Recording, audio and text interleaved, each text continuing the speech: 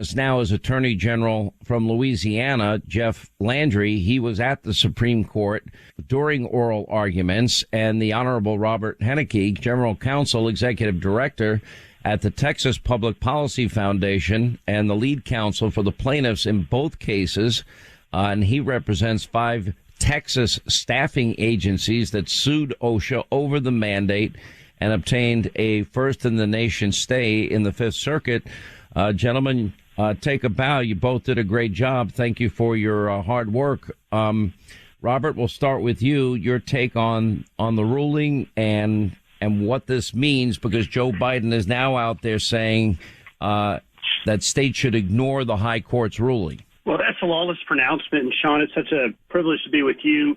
Also glad to be joining my friend Jeff Landry in celebrating yesterday's milestone victory, which not just stopped the private vax mandate from the Biden administration, but let's reflect that this was going to impact over 80 million Americans who are going to be subject to this unlawful vaccine mandate, that the Biden administration has invested nearly a quarter of its administration so far in terms of promoting and seeking to enforce. So a milestone victory yesterday and a coalition effort. I mean, with credit to the state attorneys general across the nation and all the private parties that came together to fight this with one voice. Yesterday was the right outcome, but in some ways still leaves the insistence by the Biden administration that they have the power to do this, albeit in a different way, unresolved and part of the war to be fought and continue to be fought against this kind of tyranny. Yeah. And what's your take, Attorney General Landry? Well, first of all, Sean, thank you for giving me some time. I definitely want to thank the Texas Policy Institute and the Pelican Institute here in Louisiana. I think one of the things that really stood out in the OSHA case were the number of actual plaintiffs, the number of businesses that went out there and actually joined attorneys generals from around the country in opposing this particular mandate. I think that I don't know that Americans understand how close we came to basically an unbridled federal government that could reach into our lives at any moment.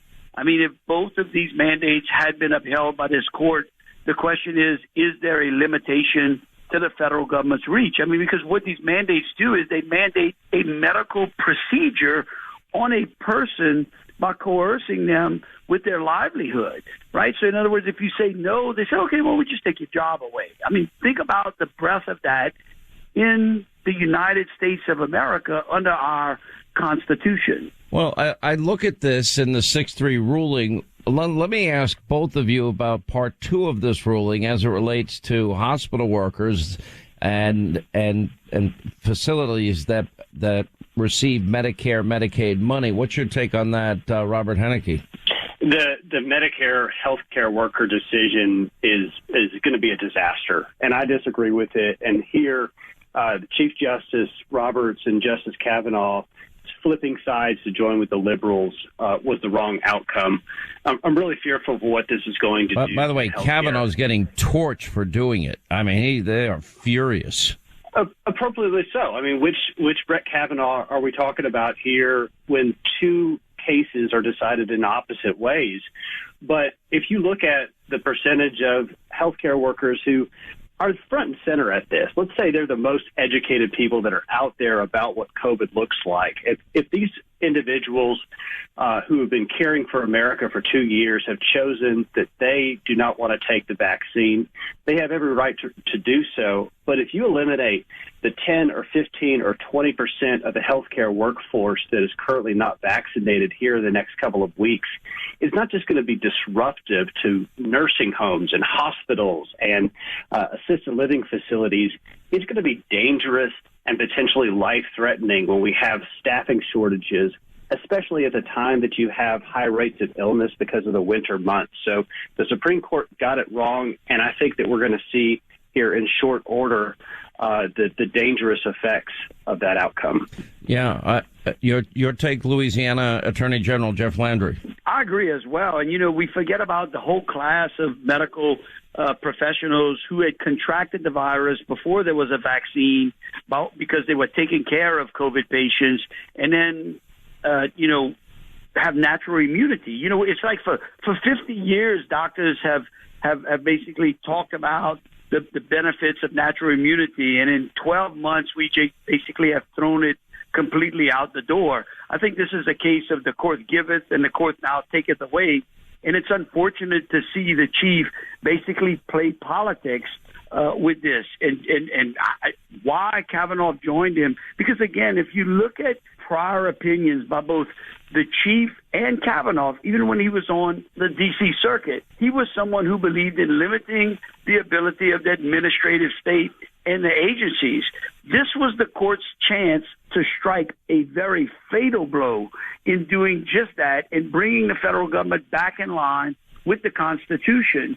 And what they did, they split the baby on us. And it's unfortunate, and I agree, it's going to have some impact. Let me ask you both this question, because there are cities like New York or states like New York that are not going to adhere to the Supreme Court ruling.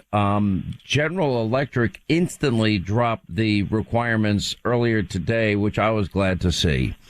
So what does that mean for people that live in cities where they don't care about the Supreme Court ruling and they're making up their own rules?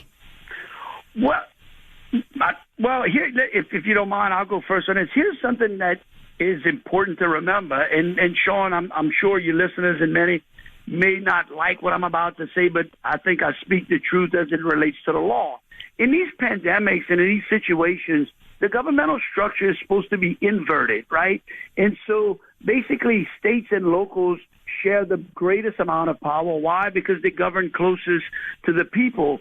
And so if the state of New York imposes a mandate, a vaccine mandate, they may or may not be able to do that based upon the state constitution and their state statutes. What this case did, what the Supreme Court said, basically said that OSHA, and at least when it comes to this federal agency, is not able to apply that. That's why I think we. So you think that people in these states might be able to challenge based on the Supreme Court ruling? Is that a fair assumption? I don't. I don't think this ruling. I think it's like apples and oranges. I think if a state basically enacts some sort of vaccine mandate, their challenges have to be done in regards to what those specific the Constitution of those states allow them to do in these particular situations. Last 30 seconds, Robert Hannity, we'll give them to you. What about states? Well, so that's where I think the Supreme Court decision yesterday misses the forest for the trees, because I do believe that the United States Constitution protects individuals from being compelled by government to undertake a medical procedure that they don't want to do. And that's if it was compelled by government, or if federal government, state government, or local government. But because the Supreme Court refuses to take on those bigger constitutional questions and only decided yesterday on a limited textual reading of the statute, we don't have further clarity. So that's going to remain unresolved, and unfortunately, it's going to leave states like New York or Maine able to continue forward with their policies. Well, I gotta both of you please take a bow. I don't think yesterday would have happened without people like you, and there were others as well, too many to mention, that challenged this. I said it on the day that Biden gave his mandate speech that this is not going to fly. I'm glad I turned out to be right. We appreciate it. Honorable Robert Hannity, thank you. Attorney General of Louisiana, Jeff Landry, thank you. Appreciate you joining us.